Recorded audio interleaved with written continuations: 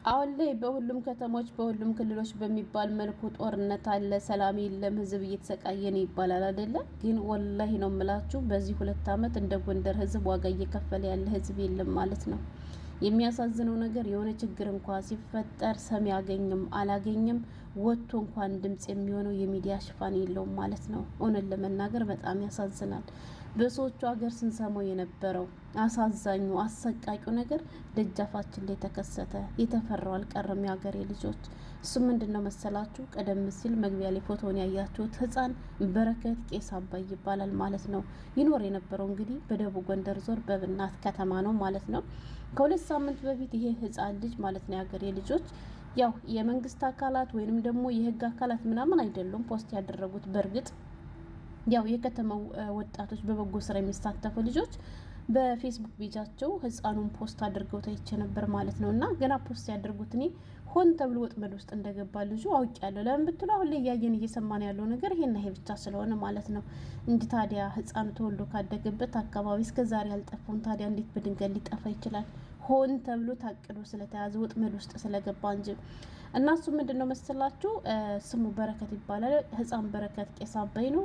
ቄስ አባይ በድንገት ስለጠፋብን ያያችሁ ምናምን ተብሎ እንደተለመደው እንግዲህ ተፖስቶ አየውና ያው 2 ሳምንት ሞሎ መሙላት አይቀርምና ማለት ነው የሀገሬ ልጆች። እና ህፃኑ እውነት እሱ ድንገት ጠፍቶ ምናምን ሳይሆን በአውሬዎች ታግቶ እንደሆነ እንግዲህ መረጃው ለቤተሰብ ደረሰ ማለት ነው። እሱ ምንድነው የህፃኑን ልብስ አውልቀው ወስዶ ከአባቱ ቤት ከበር ላይ ጥለው ልጅ ከማትረፍ የምትፈልግ ከሆነ ብር ክፈል ተብሎ አስቡት እንግዲህ ሀገሬ ልጆች። ለዚሁም ሰላም በሌለበት በዚህ ዘመን በዚህ ቀን እንደፈለጉ እንኳን ወጥቶ ተንቀሳቅሰው መስራት በማይችሉበት አንድ ምስኪን አባት 800 ሺህ ብር ከየት ያገኛል? እና ልጅ ከማትረፍ ከፈለግ 800 ሺህ ብር ክፈል ተብሎ ግዴታ ጣለበት ማለት ነው ሀገሬ ልጆች። እና አባት አይደለም መቼስ ቢችልስ ባይችልስ ከህዝቡ ጋር እዋጣዋለሁ ብሎ ጀመረ።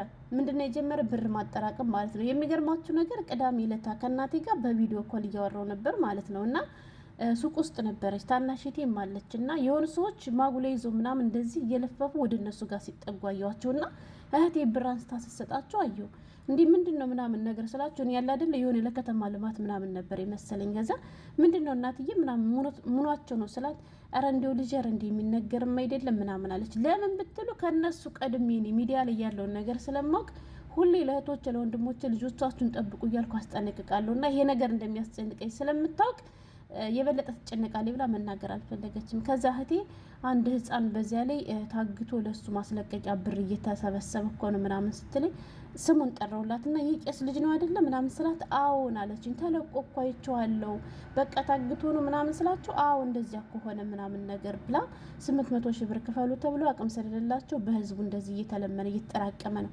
አያችሁ እጃቸውን አጣጥፈው አልተቀመጡም። ብሩን ሊከፍሏቸው ነበረ፣ ግን ደግሞ አቅም ስለሌላቸው ወዲያውም ብድግ አድርገው መክፈል አልቻሉም። እንደጣለባቸው እየለመኑ ነበር ማለት ነው የሀገሬ ልጆች።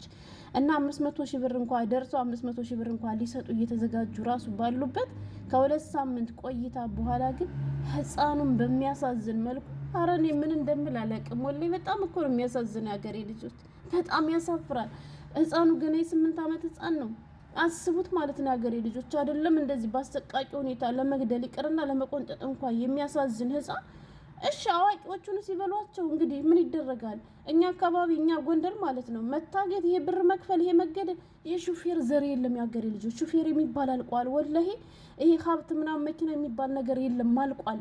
እንደፈለጉ ነው የሚያቀጣጥሉት፣ እንደፈለጉ ነው እንደወጡ የሚያስቀሯቸው። በጥቅሉ ወጥቶ መግባት ብርቅ የሆነበት አካባቢ ወይንም ክልል ወይንም ደግሞ ዞን ቢባል እውነቴን ነው የምላችሁ ጎንደር። ከጎንደርም ደግሞ ደቡብ ጎንደር ታውቃላችሁ። ደቡብ ጎንደር የሚባል አገር እኔ አገር አለን ብሎ ራሱ ለማውራት ያሳፍራል። እየተካሄደ እየተፈጸመ ያለው ነገር ማለት ነው። እንዳልኳችሁ ነፍስ ያለው ሚዲያ ተጠቃሚ ሰው ስለሌለ እንጂ ሚዲያ ቢኖርና በየቀኑ የሚሰራው ግፍ ወደ ሚዲያ ቢወጣ ወላሂ ይሰቀጥጣል የሚሰሙት ሁሉ። ሰው ተወልዶ ባደገበት ሀገር ወጥቶ መግባት ብርቅ ሆኗል። በቃ ብርቅ ታውቃላችሁ። ገንዘብ ይዘው የሚራቡ ሰዎች አሉ። ስንት ሙያ ያላቸው ወጥቶ መስራት የማይችሉ አሉ። ሀብታሞች ከስረዋል። በሰላሙ ጊዜ ለቀው ይሄዱ ለቀው ሄደዋል። ለቀው ያልሄዱ ግን ከዚሁ ያሉት ደህይተዋል። ለምን? በየትኛው ሰላም ወጥተው ይስሩ? በየት ተንቀሳቅሰው ይስሩ? ህዝቡ ሰላሙን አጣ። ማለቴ የሆነ ችግር እንኳን ሲደርስበት ሰሚ አካል አለኝ የሚጠየቅ አካል አለ። ለሱ እጅ እንኳን ለአርብ የሚባልበት አካባቢ አይደለም። ሰሚ የላቸውም። ኃላፊነቱን የሚወስድላቸው የለም። የሚጠይቁት አካል የለም። በዚህ መሀል ማን ተጎዳ? ህዝባችን ተጎዳ። እሺ ፖለቲከኞቹስ ይባሉ ይጋደሉ፣ ወይ ሊገል ወይ ሊገደል ነው የሚገባ። ግን ምንም የማያውቁ ህጻናቶች ደግሞ ምን አድርጉ ተብሎ በዚህ ልክ የሚሰቃዩት? ወላይ በጣም ያሳፍራል። እና ይሄን ህጻን ልጅ 2 ሳምንት ሙሉ ካሰቃዩ በኋላ አባት ከላይ ከታች ብሎ ከህብረተሰቡ ጋር እከፍላለሁ ነው እንጂ ያለ ደግሞ እኮ አልከፍልም አላለም። እየለመነ ነበር፣ እያዋጣ ነበር። ወላይ እየዞሩ ማለት ነው በገበያ በየሱቁ እየዞሩ ብሩን እያጠራቀሙ ነበር። ግን በብር ብቻ እነሱ የሚመለሱ አውሬዎች አይደሉም። እቅዳቸው ሌላ ነው። ገባቸው? እና ህፃኑን ገለው በማዳበሪያ ቋጥረው ጥሎት ተገኘ ማለት ነው። አስቡት። በሰዎቹ ሀገር ስንሰሙ የነበረው ነገር ይሄ መታገቱ፣ ይሄ ብር መክፈሉ፣ ይሄ መገደሉ ምናምን ተውት ተለምዷል ማለት ነው። ግን እስካሁን ድረስ ከተማችን ላይ በህፃናት ላይ እንደዚህ ያለ ነገር ተፈጸመ ሲባል ግን አልሰማንም ነበር። ያው ህዝቡ ፍርሃት ውስጥ ስጋት ውስጥ ስለሆነ የትም ልጆቹ አይንቀሳቀሱም። ትምህርት የለ ምን የለ። እንደ ህፃንነታቸው እንኳን ወጥተው ቦርቀው ሳይጫወቱ ብቻ እኔ አላቅም ወላሂ። እና እንዳልኳችሁ ሁሉም አካባቢ ጦርነት አለ፣ ስቃይ አለ ምናምን ይባላል። ግን እንደ ጎንደር ህዝብ ዋጋ እየከፈለ ያለ ህዝብ የለም። ሰሚ ያጣ። ገባችሁ? እኔ እንጃ ከምን ይጠጉ፣ ለማን አቤት ይበሉ? ለማን ነው የሚነገረው? መሄጃ ማጣት እንዴ!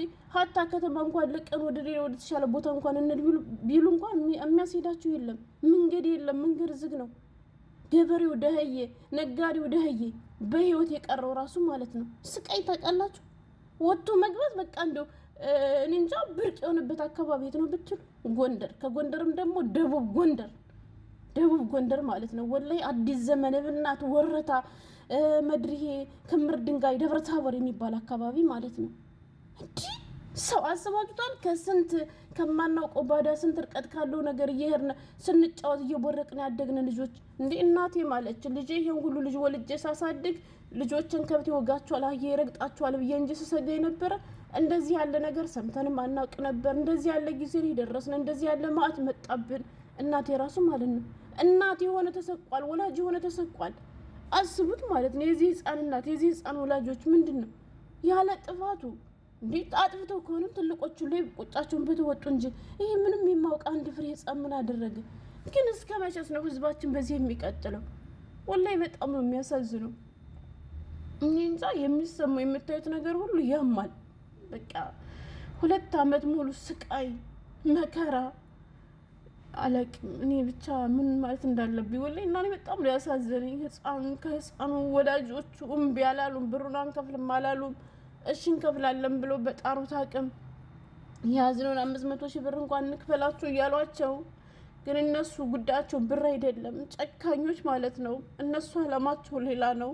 እንደዚህ ስቀጽፎ የለመዱ ናቸው። የሰው ደም የለመዱ ናቸው እንጂ ብር ናፍቋቸው አይደለም። ብርማ ምን ሆነ? 2 አመት ሙሉ እኮ የተያዘው ይዞታ እኮ ይሄ እኮ ነው።